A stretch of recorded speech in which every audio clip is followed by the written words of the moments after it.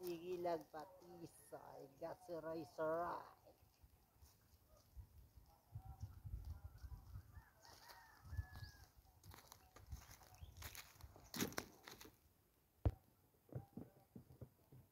Tanawa mga idol, ang kagubatan.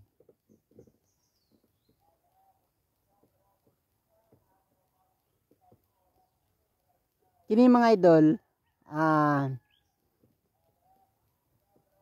tanuman ni og kalabasa mga idol, mauning gipamutol ang mga puno sa kahoy para taniman ng kalabasa.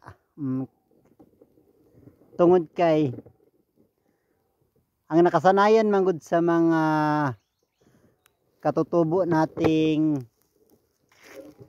mga taga-bundok, kailangan putulin ang mga puno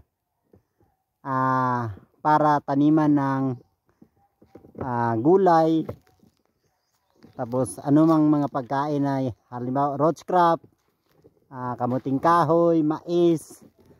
Kasi po kapag hindi nila pinutol ang mga puno, hindi mabubuhay ang tanim o ang mga pananim. Kaya nga nakasanayan nila na pag magtanim sila, kailangan putulin nila ang mga puno, tapos sunogin, kasi kung hindi nila putulin, hindi mabubuhay yung tanim, mamamatay kasi po maraming punong kahoy ang nakapaligid.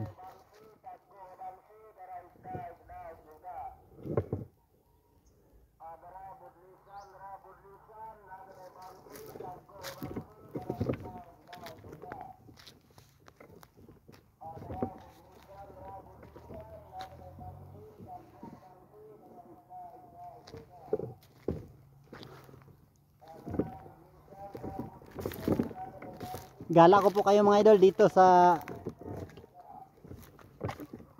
gubat